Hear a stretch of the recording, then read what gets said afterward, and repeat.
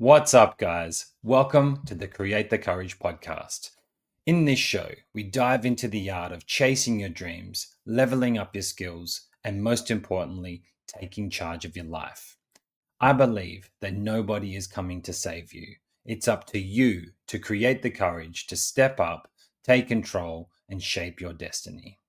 Each episode, I will chat with people from all walks of life, from all over the world, in the hopes to learn how they create the courage in their lives. Now, my guest today is a new friend and mentor who has been living his dreams since the age of 18, working in the film industry.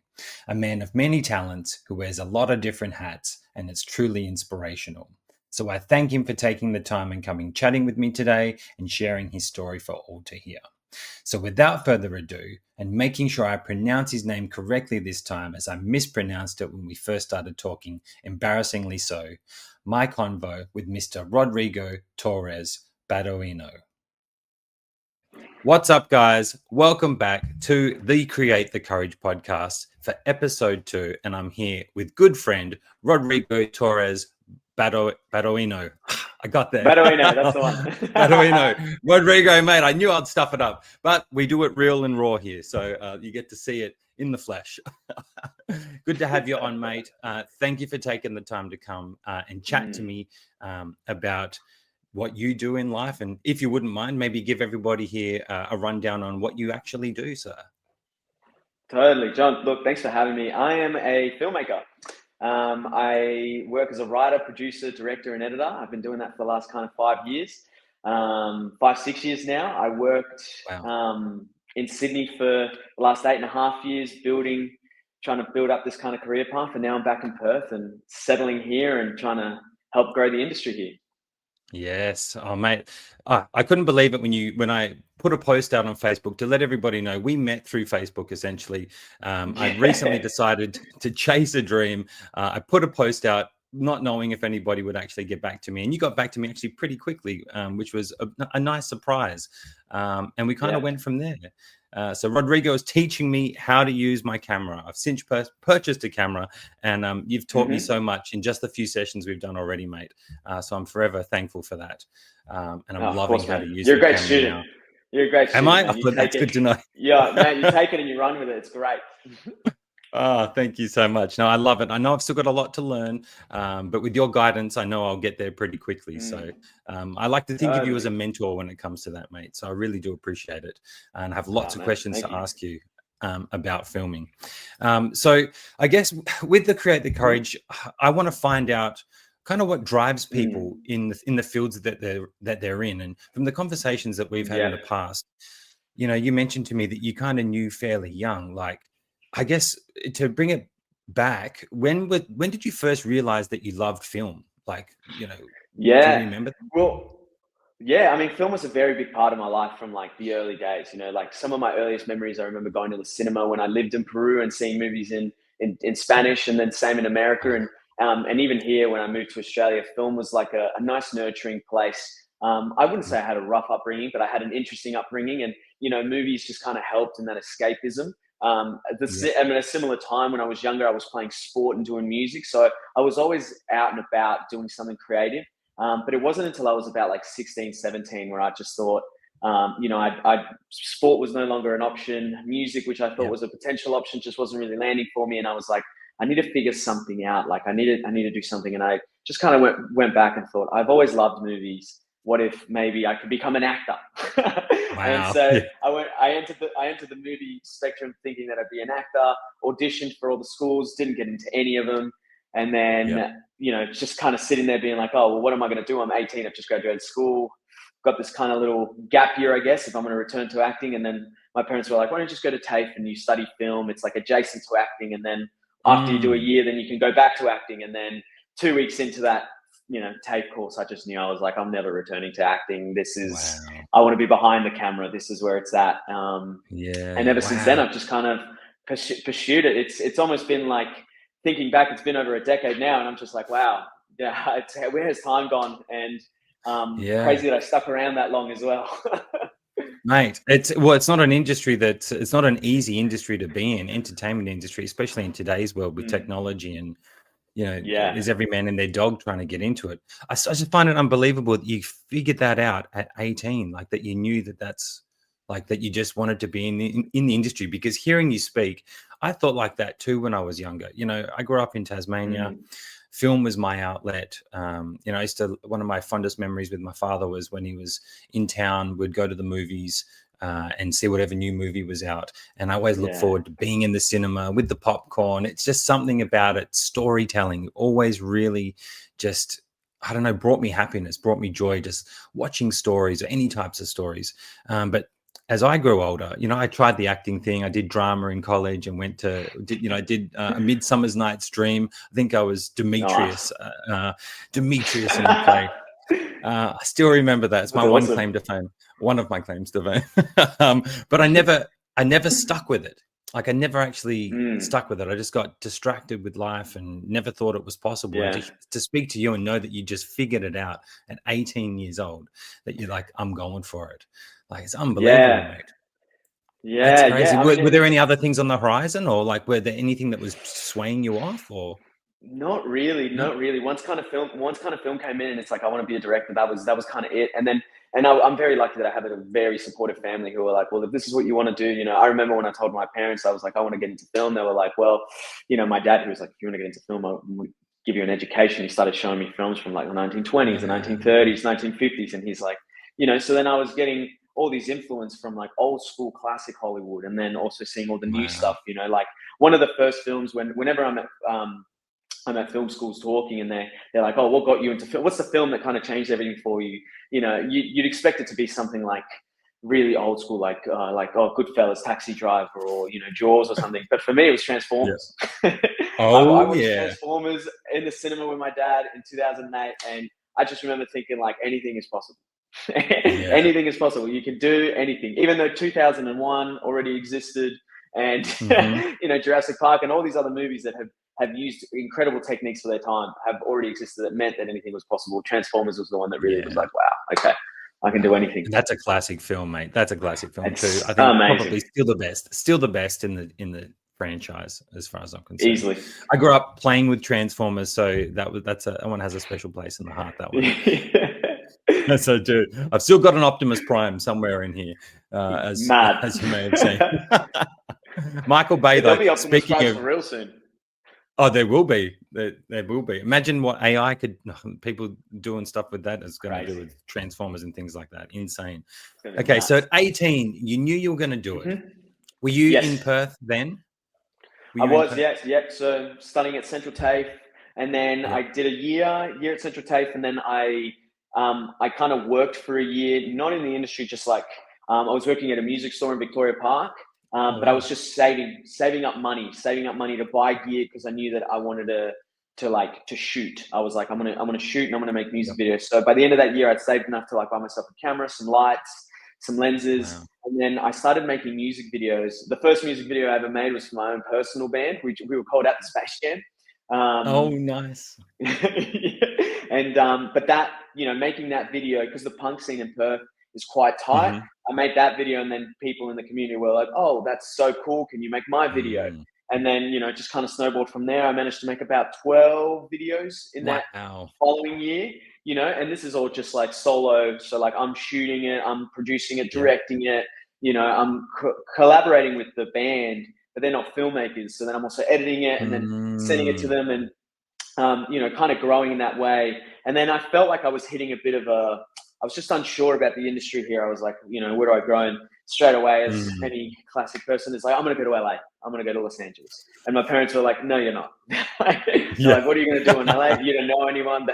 You're so far away. They're like, why don't you just go to Sydney and like Yeah. study in Sydney, meet some people, and then there's more of an industry there. And then if worse comes to worse, you're still in Australia, you'll still get all the benefits of being Yeah. Australian, and then you can always come back home. So I was like, you know what, that sounds like a good plan. I listened to my parents, and it paid off. Moving to Sydney, studying there Yeah. for another year and a bit, meeting people in that film school that I still collaborate to this day. Which is, I think Wow. that's the benefit of film school when you find like-minded people that are wanting to Hmm. strive and want the same things you do. You can then help each other level up. Like one of my Definitely. best mates I met at that film school. I met him in the first month that I was at film school, I met him. Like first day, orientation day, within 2 months, we were living together, and then we lived together for almost 6 years. And Wow. have worked on a ton of stuff together, like traveled. We made a music video for Ed Sheeran together. We worked for the Australian government together, shooting like educational films for them. Yeah. Made all the short films that I've ever made. The short film that got into Cannes, he shot. It's yeah, he's going to be like my buddy and like my partner for life in terms of holding a Wow. camera. Yeah. That is awesome, mate. And it's so crazy. Like the relationships really are such a big key in success when it comes to any industry. Having someone that you can lean on. That must have been so impactful. Like you're in a new city, you're studying, you're following this crazy dream that's not easy. Like Yeah. just looking at just podcasting and doing YouTube and all that's not easy either, because it doesn't pay straight away. Like Yeah.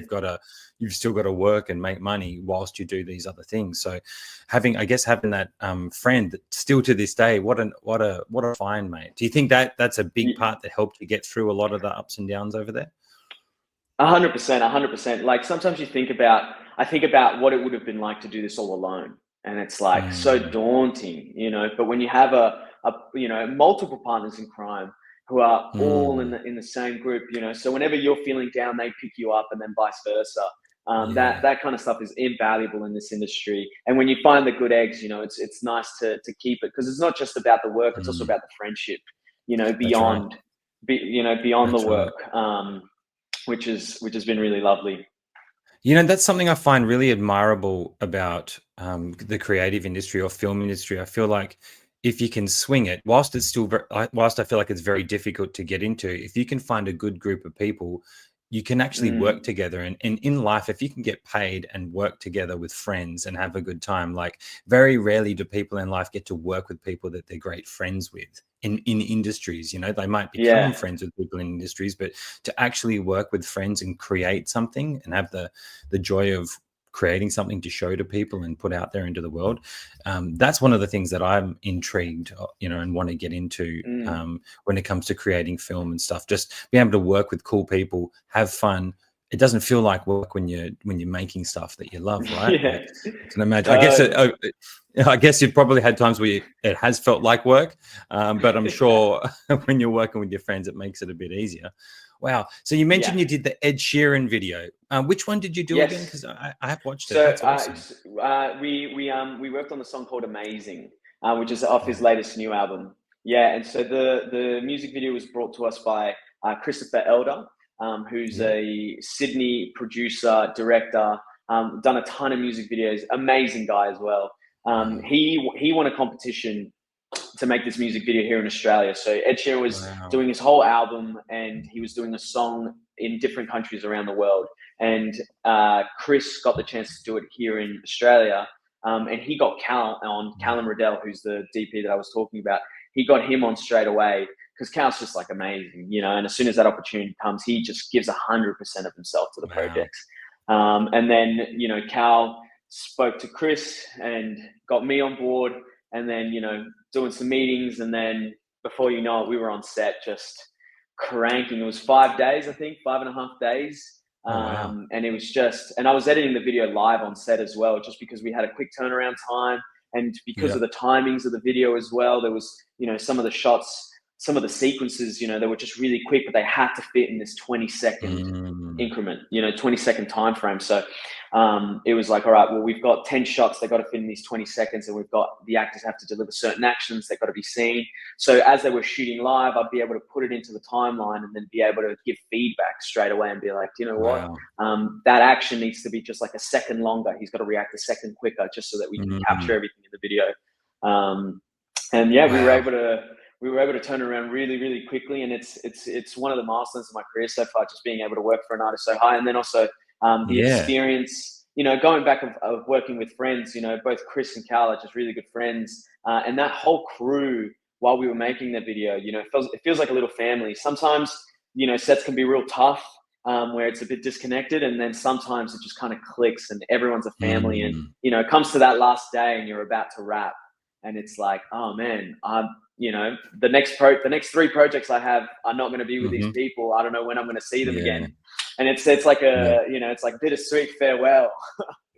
You get like Um, attached, right? Like I've experienced it yeah, when I've left like previous workplaces that I had become friends with. You have that feeling of like, whilst you're moving on, it's like an era is coming to the end. I can imagine, and you're doing it in such a short period because what 5 days is yeah, quick, but when you're in it, when you're in the in the trenches trying to get something made super quick, it must bring people together. I guess bond people together more totally. specifically. Totally. Yeah, wow. And I think this With the, process as well of like editing live really helped bring people together as well. Because usually, you shoot, and then no one sees anything, and then 3 months down the line or a year down the line, it's mm, like, oh, here it is. Whereas we were rapping, and then everyone, the whole crew, could gather around and they could see what we'd shot that day, already edited. And so then that yeah, kind of like inspired people again. They were like, oh, do you know what? Like tomorrow's going to be another great day because we've seen what we've done and it looks amazing. So tomorrow's going to be yeah. another. Looking forward to the next day. It was great. Yeah, that makes a lot of sense. And just to refer to an experience I had, I got to be an extra on a film called "It Only Takes a Night" that was filmed in Perth here, and I was there for I Mm. think 2 days, but I didn't get to see anything until like a year later when the movie actually came out. So you're right, like you almost forget about it. You forget that you did it. Like Yeah. you just have the memories that you were there watching it in person. But you're right, we didn't get to Mm. see. Any of the being an extra, I guess you're not going to get to see much, but we didn't get to see anything, and then you just wait for the final product, which feels like it can take a long time to come out. But to see it live, that's so interesting. I never thought about it like that. Yeah. Did you take that forward into other videos that you've done, like editing live, or is it a bit too difficult to do on some things? It's I mean I think it requires the right pre-production time. So like with this Mm, particular video, we had the right pre-production time and the right pre-production period mm, to get everything sorted so that when we got to set, it was less about like trying to figure things out, and it was more about we've got a strong workflow. And then mhm. after that first half day where we tested everything, we were like, oh, this is going to work beautifully for the next. And I think it would work for the next 5 days. I think it would work on narrative projects. Yeah. Um, it's with music or live performance. I mean, live performance, you could be live editing in terms of you've got multi-camera setups. That happens all Mm, the time now. But it just depends. I think it's a project by project basis, depending. yeah. Okay. What it really has done in terms of just like moving forward is just really focusing on like what is the edit going to look like, and then really making Mm, sure that I cater the shoot to the edit, because mm, that's the final drawing room. That's the final time where you can put everything together, that's right. and the video gets made. So yeah, I feel like I mean, I make different types of videos when I'm doing my toy photography stuff, and I kind of like pre-plan out the things I want to do, but I get to look at it as I'm doing it, which definitely helps. I can only mm, imagine like how hard it would be not to be able to look and just go. You have to literally have everything written, I'm assuming, and then just go off that and hope it all pans together. Normally, that would be pretty overwhelming, I yeah, would imagine. yeah. Must be I one of mean, the well, thick. that's what the early days are. Early days of Yeah. filmmaking is like, here's a script. I've never written anything before. All right, here's some actors. Here's some cameras. All right, let's put it together. Let's see. And then it's 9 times out of 10, it's disappointment and heartbreak. Just being like, I'm not Steven Spielberg already. Yeah, Damn it. yeah, straight Um, away. It's like first film done, and you're like, and there's been plenty of that along the way. It's filmmaking. I find mm, is very much trial and error. You just got to test it, and mm, if discover something that works, you keep that with you, and then everything that doesn't, you let go. And you mm. got to try and get rid of your ego as soon as possible as well, because ideas are flying left, right, and center. And if you want it to be all you the whole time, there can be a lot of clashes. There's a lot of passionate Yeah. people wanting to tell their story. Mm, So it's just about trying to find like what's the best way, and then also referencing like the movies that exist that are amazing, being like what worked for them, and mm, hearing all these amazing practitioners speak about working together, collaboration, family, and mm. then just going in and just like making it. I think collaboration, you got to be really, it's like from our conversations before as well, like I find that this industry, you have to be so good at so many different things, or you have to, I guess, work on so many different aspects. You've got to work on aspects of communicating with people, collaborating with people, planning, um, just pre-planning, like all these different things, writing, directing, angles, lighting. There's so many Mm. avenues you have to focus on. Like, I guess when you got started, you know, did you realize how much there was to it, to all the different aspects you've got to focus on? Like, were you just like, I'm just going to be the video guy, or, or is it, no, I'm going to focus on doing all the things? Yeah, I mean, the focus to begin with, because at TAFE, you meet people and you work with them, but then everyone starts breaking out, like branching off, and then, Mm, a large percentage of people are just like, do you know what, film isn't for me, and that's fair enough.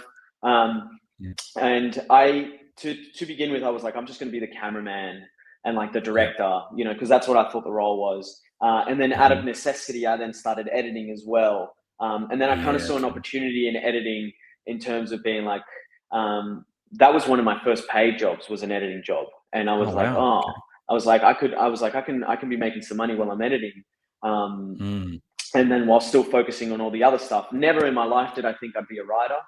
That was never on my cards. I thought director I'd yep. do, and then a little bit of Jason when you're directing is you're producing a bit. So I was like, yeah, no, I'll take that on. And then editing, I was kind of doing to make some money, to freelancing on the side. So I was like, cool.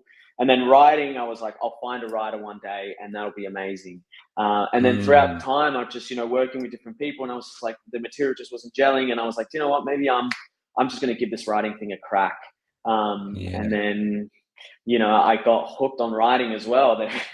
I was like, Wow. oh, do you know what? This is actually kind of fun. Like, you get Yeah. to invent ideas, and being on set, and you're on location. You've got your actors, and it's like, okay, well, we've already got the restrictions in place. These are our barriers to entry. It's like, we've got to make it with these people in this place. Whereas with writing, it's Yeah. like, oh, do you know what? I just got a new idea. I want a spaceship in there. And then your imagination just Mm, takes you, and you can still be developing and playing, and it's such a wonderful medium. Before then, taking off that hat and then putting on the producer hat and being like, all right, this writer has really screwed us over on the budget. We've got to cut all this, and yeah, like, we're just going to be you got to shooting make it happen. here. Yeah, That's exactly. I find that so interesting because, I mean, just having practiced editing a little bit, it's Mm, very overwhelming to me at the moment. There's so many different things that you can do or you need to do. I found it very overwhelming. But then just mm. to hear that you just like, I just did it as a side gig, and then I watched your mastery when you showed me when we did our last session on how to blend the two Yeah. images together. I was like, man, like I've already forgotten how to do it. I feel like I'm like you're just like I'm Yeah, like that it's on top of the filming, on top of the writing. Like these are all very like particular skills. I feel like, but I guess the passion that you have for what you do mm. gets you into it, right? I guess if you're passionate about it, So, you can do anything. I think that's a big lesson I want people to take away is, you've someone who started off wanting to act, but that's led you down all these other paths who now you literally have learned all these aspects of filmmaking where you can get onto, producing and making your own thing, which is very inspirational, I feel. Um, yeah. Mate, I guess with that, I wasn't going to get to it this early, but I guess kind of led into it. Mm. Like this year, you're actually going to be Yeah, embarking on making your first film. Can you want to let the people know I am. exactly Yeah. what you're doing? Yeah, so I I'm think I I'm, heard I'm it. making my debut feature. It's called Loose Ends. Set all here in Perth, except a small tiny part that I want to film in Bali, but to be seen. We'll see where the year takes us. And the premise of the movie is about a retiring drug dealer who invested in Nice. Bitcoin and has now made enough money to retire, but he's just got to tie up all his loose ends in town before he's able to go. And there's quite a few problems that he's going to run into, it being a Mm. movie. I can imagine. I can imagine. Like the tying up loose ends is such a great premise. I feel like because you're giving someone they've got this goal that they want to get to, and there's all these obstacles they've got to get through to get to. It's almost like getting a film made. I feel like it's in a way it's Yeah, exactly. similar to getting a film made. You got this goal that you want to do, but you got to tie up all these avenues to get you to where you want to be. That's so cool, mate. Like, so when did the idea Yeah. come about? Like, is it something you've been working on for a long time, or Mm. when you started writing, is it the first thing you've written, or have you kind of come around Yeah. to it? I guess. So the idea kind of came to me, it would have been end of November, early December last year. I've been working on, I've written 8 feature films all up. Wow. And one of them has been in development and has, in the process of getting funding, but there's a lot of processes that are in place to get money for a Mm, movie. And there's a lot of different different obstacles that kind of come in, especially when you're trying to make something for like 1 million plus, trying to find the financiers and the right talent and get everything together for it to work. And so that's kind of been in the works for a couple of years. And speaking to the producer for that, they were like, oh, it's probably going to be another year and a half maybe before we get the money to then get the movie made. So I was like, look, that's another year and a half. I thought, you know what if I just, that's like a bigger project. Like $1 million is no money to scoff at when making films. So I was like, what if I just make something for like very little? What if I just, with what I have, I just go out and I just, in that time frame that I'm waiting and things are moving along with this project, I just go and make this other thing. So pretty much that kind of triggered this idea. And I was like, okay, I need to make something that's going to be, I guess, simple, but emotionally driven and then still fun and entertaining. And so then, with crypto, I was like, there hasn't been a crazy amount of movies being made with crypto. And then also being in Perth, we're in the most isolated city in the world. So the mentality there is like, well, what happens in the most isolated city in the world, right? It could be nothing or it could be everything. Anything could happen, and no one would know because we're just so far and disconnected from everywhere, which is such an interesting place to build from. It is. So then I started thinking along those lines and I thought, retiring to Bali, that feels like a big dream. So many people travel there from here. It's so cheap. I was like, do you know what? And then once I found the premise, I was like, all right, started writing it. I'm about 20 pages in. The process of making this film is very, it's more like jazz, to be honest. I'm not going to have the whole script written before we start shooting. I'm just gonna, I know where the film ends and I know how it ends and I've got it outlined, but I'm going to be shooting it. The way I'm thinking of it is like, if I shoot 8 to 9 short films, in this whole year, and that's like 3 to 4 shoot days a month. And then I put all those short films together and make a feature film. That's kind of the mentality. And so once I shoot a portion, I'll then be able to like edit it, look at it, reassess how then that affects the rest of the story, and then rewrite. And then maybe something happens on set that's like amazing that, just wasn't in the mindset of like what was going to happen, but then that has an effect later on down the line. And shooting it chronologically as well really helps in terms of like setting. I was going to ask you that. Chronologically. Yeah. So that's the way you're going to go for it. I guess I was going to ask that. The difficulties of shooting things out of order would make it complicated, I would imagine. So chronologically. Well, usually films are shot out of order because they're like, oh, we're in this house location in scenes 1, 23, 83, 57. And so then you kind of like batch them all together and you're like, all right, so we're shooting in this house in 2 days. And in these 2 days, we're getting all the scenes in the film where this location is used. Whereas I'm going to have the opposite kind of problem. Whereas like if I shoot in a location, I got to make sure that I really avoid going back because then it's like later on down the line, because then it's like, well, I could have shot it then, but I didn't know. So there's little elements. The other thing as well is like shooting exteriors. This is something that I've been thinking about. The weather is going to change. So if I've set the movie's set in like a 3-week period that he's leaving, and if it's set in spring, and then I'm shooting exteriors in the middle of winter and all the trees are dead, it's going to be like, well, it doesn't really look much like spring. And so these are all kind of challenges. These are all challenges that I'm kind of thinking about when making the film as well, to be like, okay, how can I guess, when it's wintertime, try and shoot everything interior so that we're inside, or if I am doing exteriors, I try and find trees that look like they could still be in the right time period. Damn, that's so much to think about. So much to think about how you do that. So I want to put it out there now. You need an extra camera or extra help, I'm there. You need someone to sweep the floors. Totally. I'm there to learn. I'll be there to learn whatever.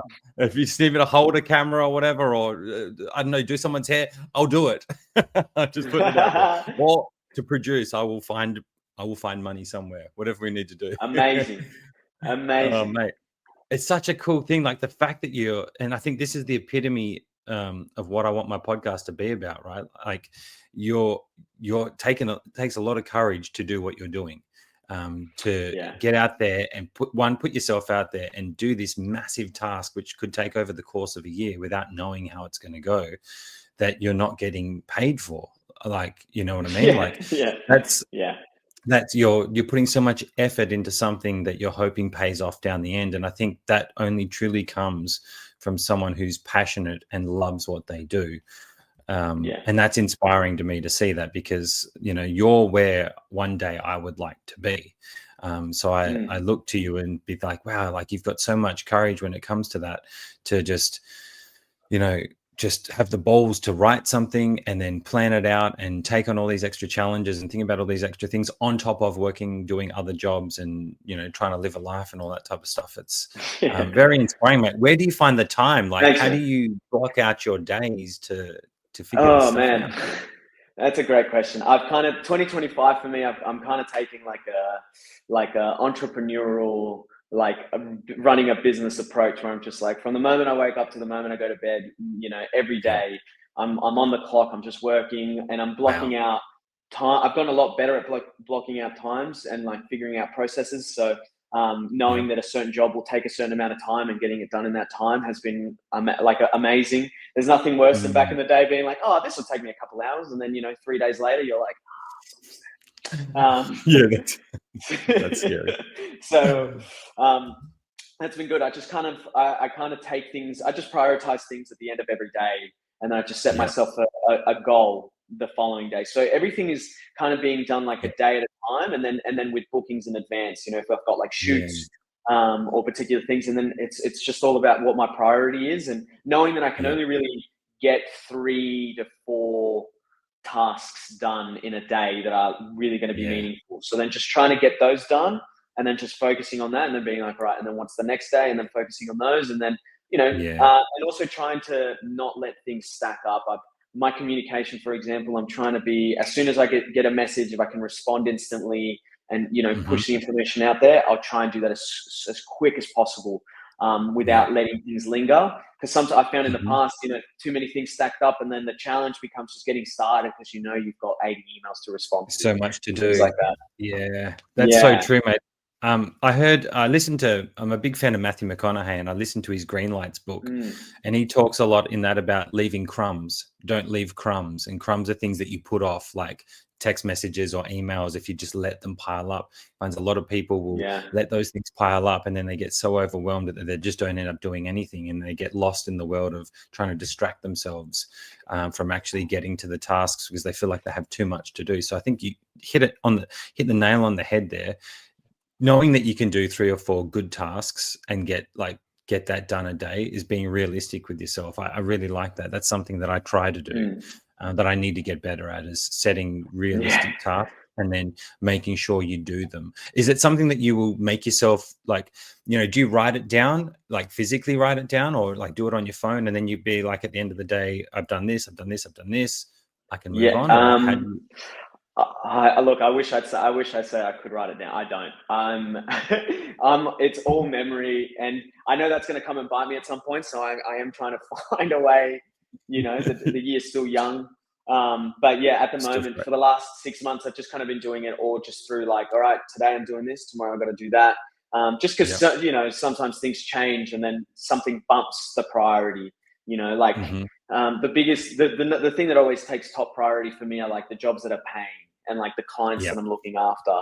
You know, I always Yeah. got to make For sure that sure. if I'm providing that service to someone, that they are getting well taken care of and that the service is being provided in the time frame that was set Yeah. out. So then all my projects just kind of take a bit of a backseat. But the good thing is as Hmm. well with my projects is that, you know, I'm starting to build a team around it as well. And so then, you Hmm. know, people can start picking up some things and helping out in that sense. But Yeah, um, that's good. yeah. I think writing it down is probably going to be my next the next thing I do.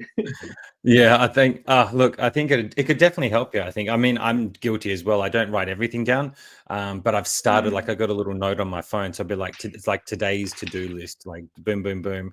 Like I've got another podcast from my other YouTube channel on Sunday, the rundown. And I'm like, okay, I've got to get the thumbnail made, get the show scheduled, get the slides ready. I need to do that by tomorrow. So that way I can, like, I've had times where I'll leave it to the last minute and the night before I'm trying to put it together, and it's just, it doesn't bode well. And then I come into the next day and you're panicked and it's out of control. So that's a Yeah. lesson I've learned from scheduling things, but still working on it, still trying to work on it. And I can imagine with 5,000 different things you've got going on, it can be a challenge to keep on top of all of it. That's for sure. Oh, wow. So I guess with the film coming up then, what do you think have been some of the biggest hurdles for you doing it? Was it writing Yeah. it, or did that come pretty easy, or is it like finding the funding or finding the team? Like, what Well, have you found have been your biggest challenges, I I mean, guess?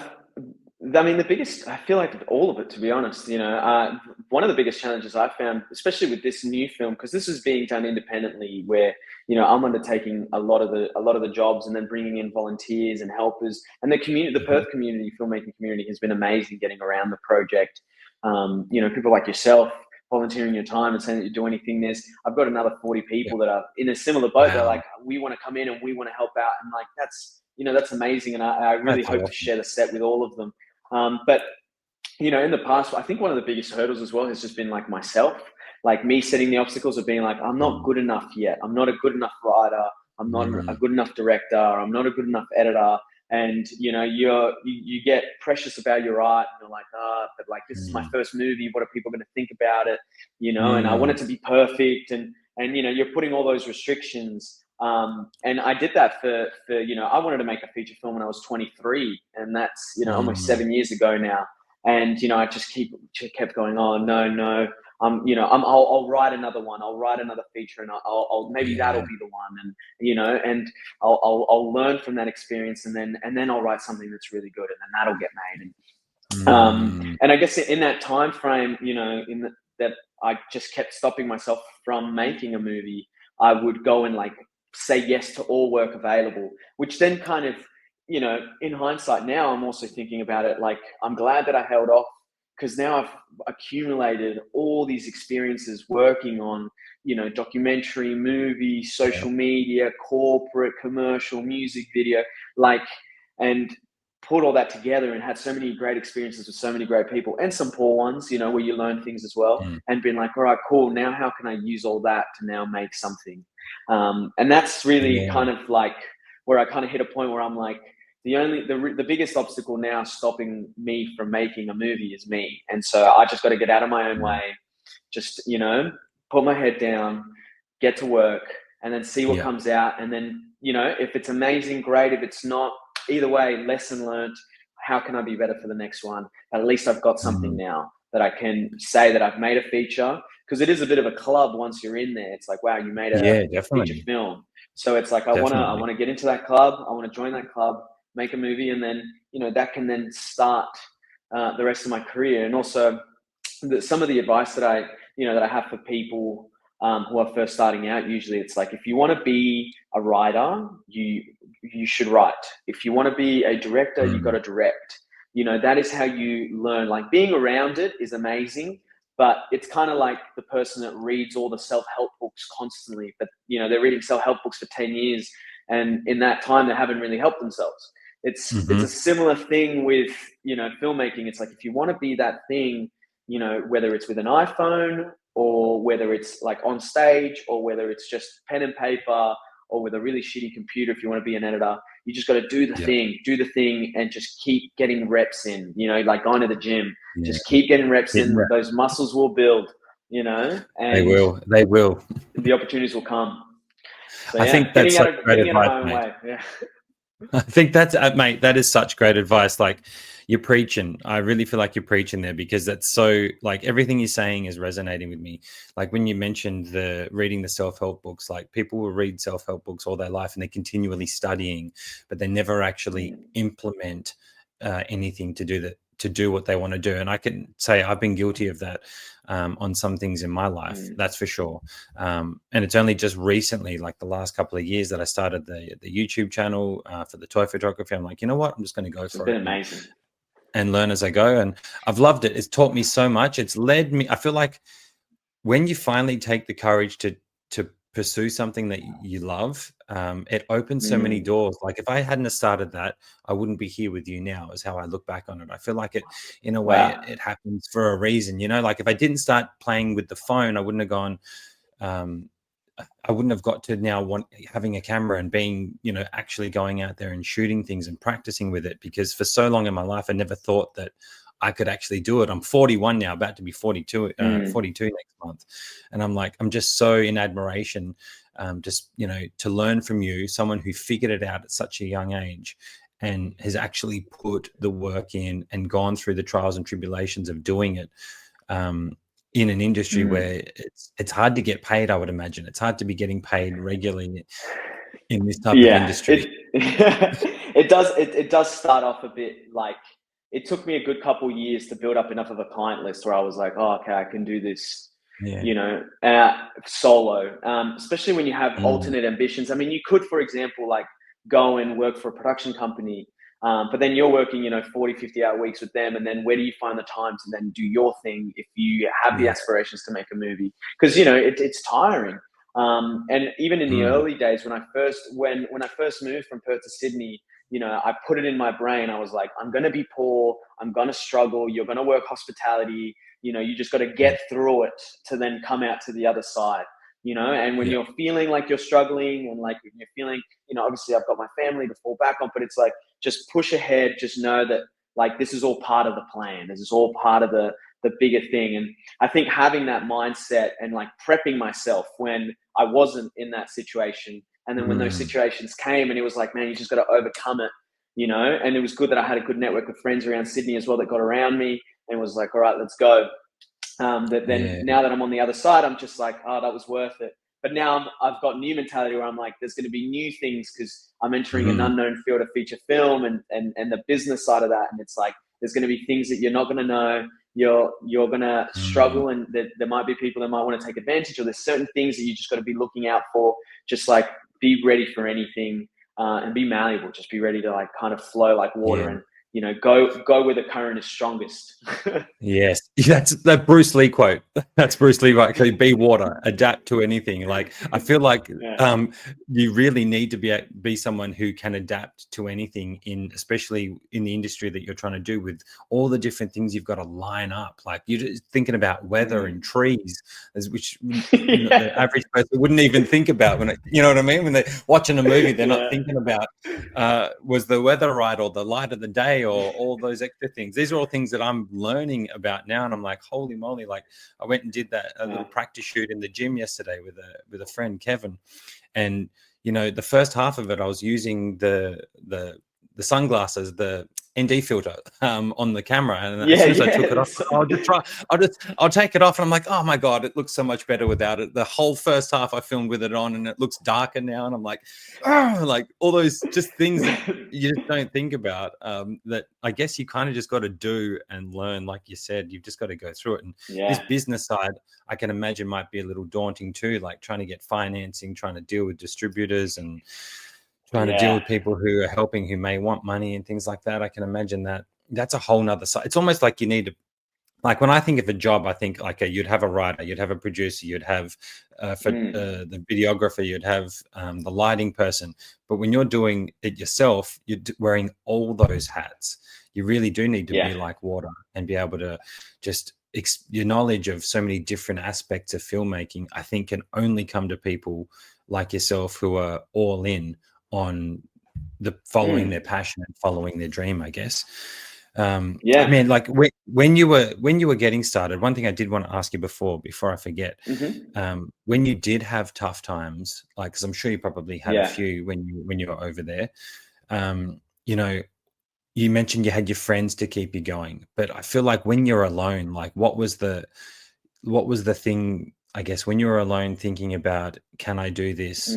Mm. What, was it the love of film? Was it the, I want to be successful in this no matter what? Was it that you couldn't see yourself doing anything else? What was it that really, I guess, even if you can even articulate it, what came to you Yeah. in those hard times? Like, I mean, I think you said it then. Like, I just can't picture myself doing anything else. One yeah, of the film school that I went to in Sydney, one of our lecturers, first day, just stepped up and he goes, "If you can see yourself doing something else and you want to make money, leave right now. Go and do wow, something else." And then everyone in the room stays, right? Because everyone's like, of I'm course, committed. But but then in those hard times, when I'm like, oh man, like, not a lot of money's coming in, and struggling to get these projects up, and the ideas aren't flowing as they used to. It's like, Hmm. but then I just sit there and think, I'm like, well, I can either keep working at this and overcome this, or I can Hmm. quit. But then I'm quitting to do, I don't know, like, What? Yeah. and nothing else comes up, and I'm like, there's nothing else that I want to be doing. And then Mm. once I kind of convince myself again, then I'm like, well, there's literally nothing else on the world right in the world right now that I want to do. So I was like, well, I guess I have to overcome this now. I have to do it if I'm gonna continue. Otherwise, that's like, I just don't know what the other side of the coin looks like and who Mm. that person is. So I was like, and so then that helps me then kind of like get back into it.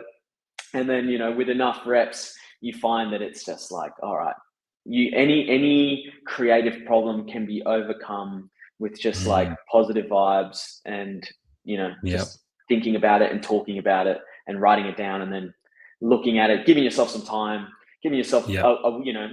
putting it down, giving yourself a couple of days, looking at it again, and being like, that's garbage, or that's actually Yep. amazing, or do you know what? It's not this idea, but it's triggered this new idea, and I think, and that's the Mm. idea, and then you kind of float from there. So yeah, I think it Yes. really is the fact that I cannot see myself doing anything else. And also the Mm. industry has brought me so many great opportunities to work with so many, and like learn about so many different industries.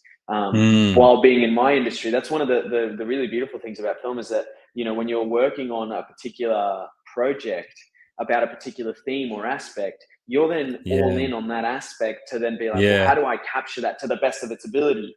And then you're Yep. learning and taking in so much. And I'm like, well, not a lot of jobs get to offer that, where I get to get like Mm. a wide spectrum of Yeah. careers and see what a lot of people are doing. So I was like, yeah, there's nothing else. I'm kind of like, I'm all Yeah. in on film.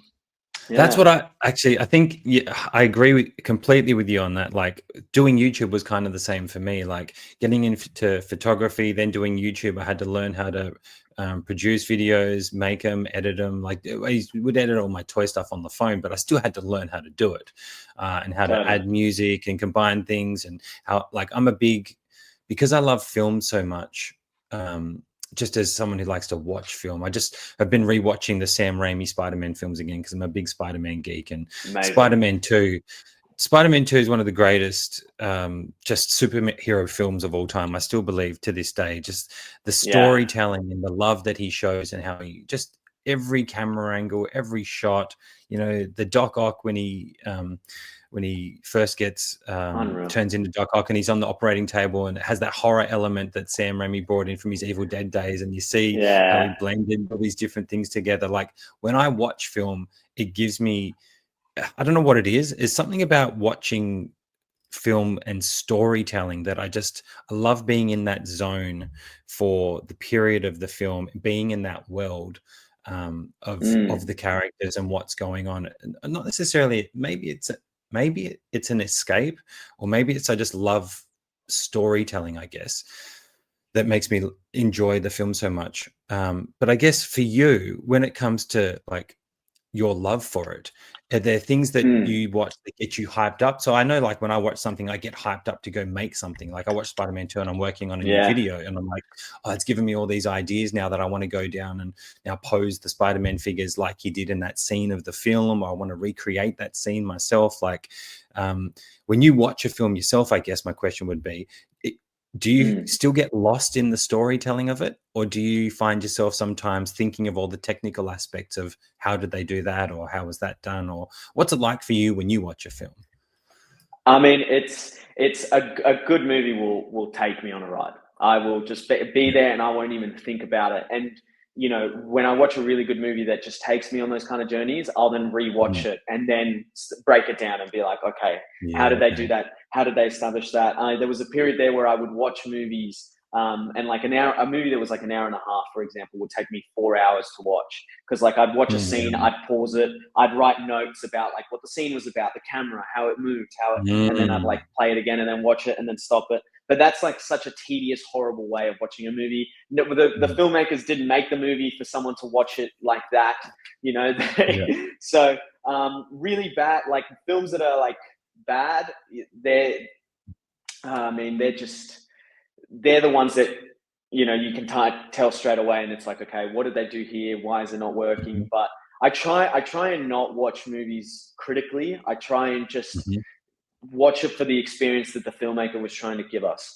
So I try Yep. and watch as many of the films as much as well, like at the cinema, as much as possible. Yes. I try and go. I don't really watch too much at home.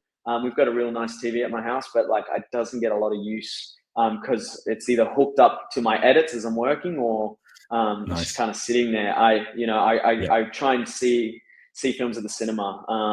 Yeah. But yeah, Cinema's the way. it's really it's yeah, and it's a mixture of things. Like you can tell when films, for example, are quite simple when like the photography, right? It's just like, all right, they establish it, it's a wide, and then they just come in and they Mhm. get like a single and a single, and then that's it, and then we're out. And then the next scene is the same Mhm. thing, and then the next scene's kind of the same thing, and then it's like, okay, so that's that just shows like it's not unoriginal. It just shows that they lack of ideas, I guess, or and it Yeah, could be a almost mixture of lazy things. It in could a be, way, or like yeah, yeah, I don't want to say that. Maybe would you say like dumbing it down for like I like to see creative like angles, creative shots, creative ways of totally, viewing something like over someone's shoulder, or just different styles of. I like visual. I'm a very visual person, so I like yeah, very good visual storytelling. You mentioned Transformers before, right? Michael Bay, his classic shot of. I can king. remember it in my head. Bad Boys, even Bad Boys 1, that camera angle, the sway from underneath when they're Yeah. running and his shirt's off. And I remember listening to an interview, and he told Will Smith he was going to make him famous with that. He's going to make you a star. I need you to run with your shirt off, and I'm going to make you a movie star. And then you get that sweeping shot of him and Martin Lawrence just standing there after the car chase. And I'm like, that's iconic filmmaking. That scene was so iconic because of the angle and how he moved the camera. At least to me, it is anyway. Like, Totally. I look at stuff like Totally. that and I'm like, wow, like I'll forgive like maybe other things in film if a director hits like great visuals for me. Like Zack Snyder's another one. Like him visually, I think Yeah. he's stunning at capturing things visually, like 300 and Zack Snyder's Justice League. Oh, amazing. Just the taking the comic book and putting it on the screen. Like I'll forgive other things in the movies because I just love the visuals so much. It's such an experience for Yeah. me to see those moments live. I guess for you, like, what is like your favorite thing to take away from a film? Is it the visuals, or is it the dialogue, Um, the overall story? Like, what would be your favorite thing? I guess when it comes to I film. think for me, like a really great movie will have a great story. Yeah. It'll have like surprising twists and turns, great visuals, great Hmm. soundtrack. I love a Yes. movie with a great soundtrack. And then really the other thing I look out for is like editing. It's like Hmm. when because editing is all about choices. I mean, filmmaking is all about choices. The Mm. actor makes a choice on the day in terms of their performance. The director is making a choice on the day in terms of how they are guiding the overall story. The cinematographer with his angles, but editing is like the last choice Mm. stop where you really get to go, all right, am I holding on this shot and letting it play, or am I cutting in on this moment? And so as a as someone who's an editor, I try and look at the edit and I'm like, how did they craft this? And Mm. the more I'm like, I do, the more I'm like, it's like a mixture of like technical, but then also like intuition. Mm. Sometimes it has nothing to do. When I was working with a filmmaker in Sydney, he was mainly an actor, not really experienced in the filmmaking aspect, but had watched a ton of movies. And Yeah. he came in and sat in an edit, and he physically could not make the changes, but his feeling, his intuition of timing and Mm. instinct was like spot on. He was like, "Oh, I think we need to cut out here and put this shot Yeah. here."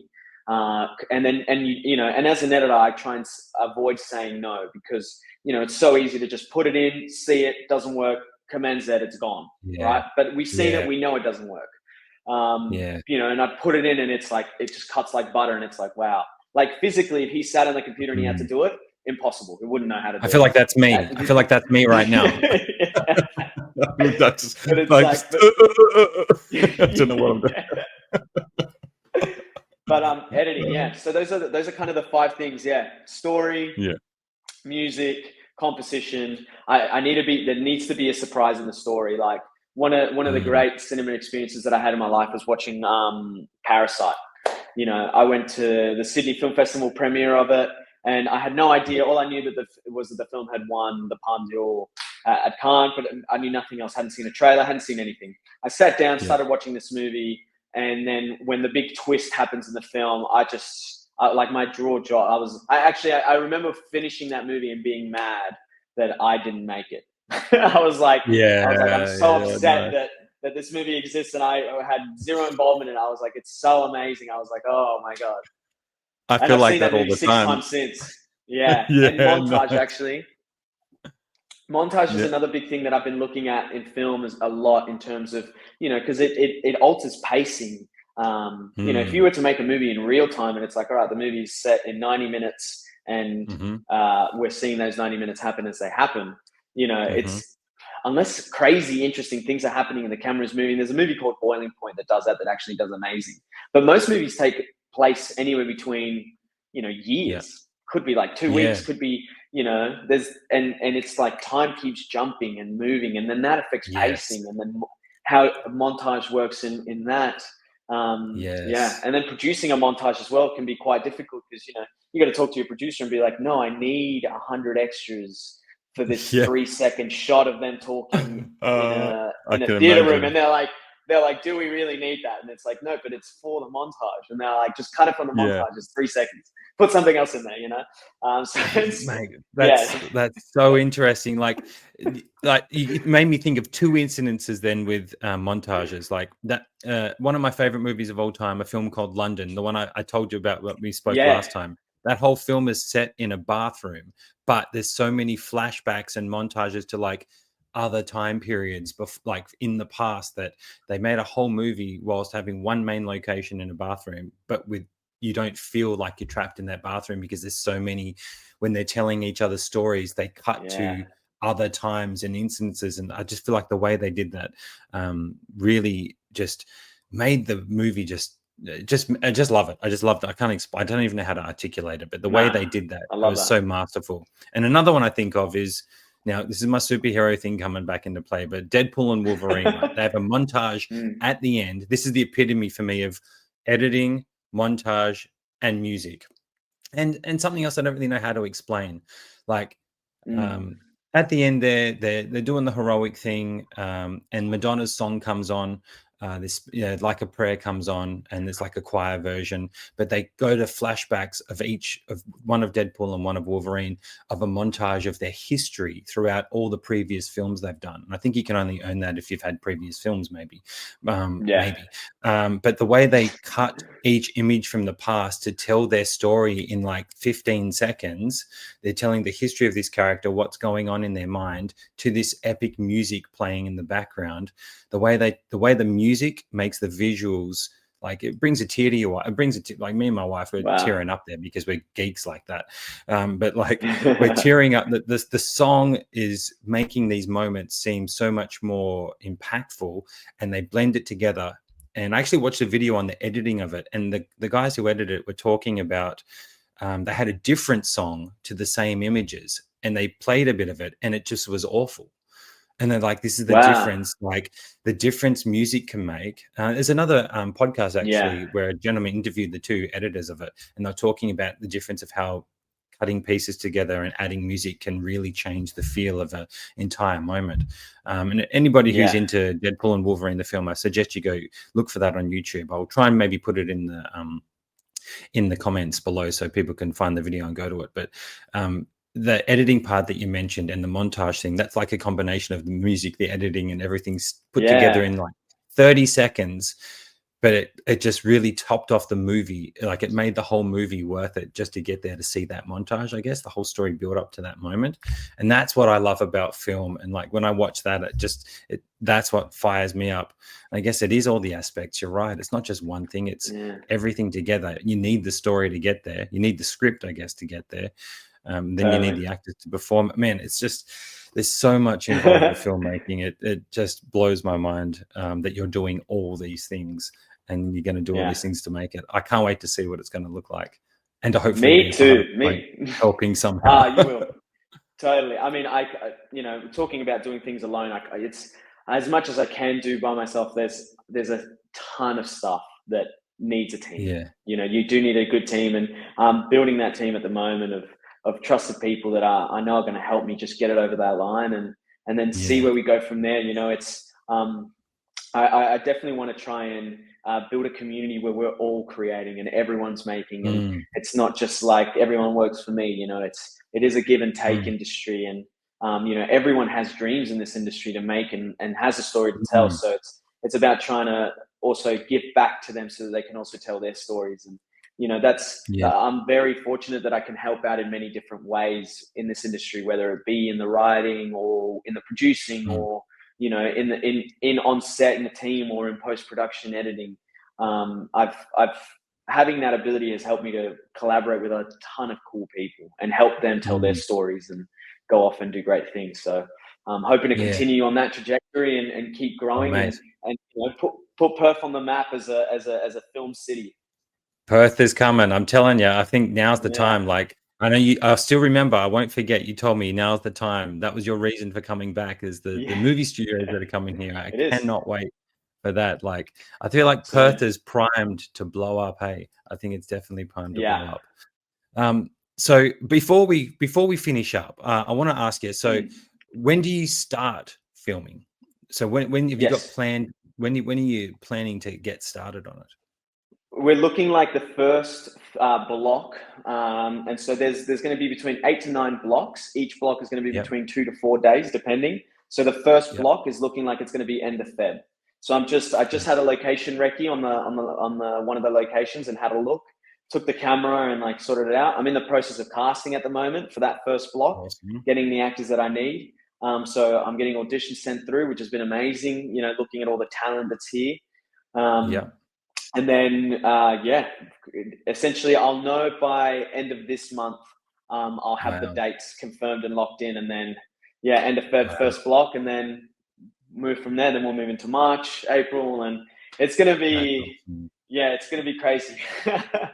We should document it. We should make a documentary of you making the film. I reckon that'd be sick. Documenting your journey. That'd be awesome. Would be sick. Yeah, I was thinking of Maybe I. potentially live streaming. I was like, Oh, imagine if I live streamed the making of, so I'm there like live streaming as I'm writing, and I'm live streaming as I'm editing, or live streaming as we're yeah. shooting, and then maybe cut to the camera view as we're live streaming, and people can see what we're filming, and then cut out. But I mean, I don't know how distributors and because that's a Yeah. different marketing approach to filmmaking. Very different. Um, Very different marketing yeah, approach. Documentary could be good though. I'm gonna have to talk to you about that after. That could be interesting to yeah, I'd be good down. interesting for I'd be someone to down. possibly film a documentary or something. Could be Yeah, good practice for let's do someone. Oh man, it. that would be awesome. I'm super excited for you, mate. You're truly inspiring. I can't Thank you. wait till Thank you. we can hook up again and do some more practicing. I think that'd be awesome. But I understand you're definitely your time is booked, so don't stress out if we can't do it. But I look forward to learning more from you as we go as well for the next coming So, months. Now, so before we finish up, then I've kept you long enough. mhm. I do have one last question, and you've kind of covered it a bit, but I still would like to ask, and maybe we can leave people with some parting words in a way. Yeah. I guess so. With the podcast, I want people to learn as I'm trying to learn from people like yourself, people who Mm. have the courage to go after what they want and chase their dreams. What would your Yeah. advice be to someone who's been thinking about following their dreams, whatever that may be, but has been a Mm. bit fearful of getting started? What would Yeah. you leave them with as your advice as someone who I is mean, embarking?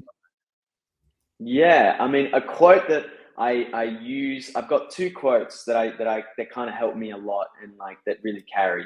In terms of like achieving chasing my dreams. One was Yeah. from a mate that I met back in the kitchen, and he would say it offhand as a comment, but I really believe it, and that's dream, Uh-huh. believe, achieve. Okay. It's like you got to dream it, you got to believe it that you can do it, and then you got to go out and you got to achieve it. And then the other quote that really sits with me a lot, Nice. it's something that my mum would say. Anytime I go and embark on a project and I tell her about all my aspirations and I hope that it does this and I hope that it does that and it opens this door, and she just kind of be like, if it's not this one, it's the next one. And so it's like Mm, it doesn't really matter about this particular project is never going to be, it's not your first and it's not your last. So just that's make good it advice.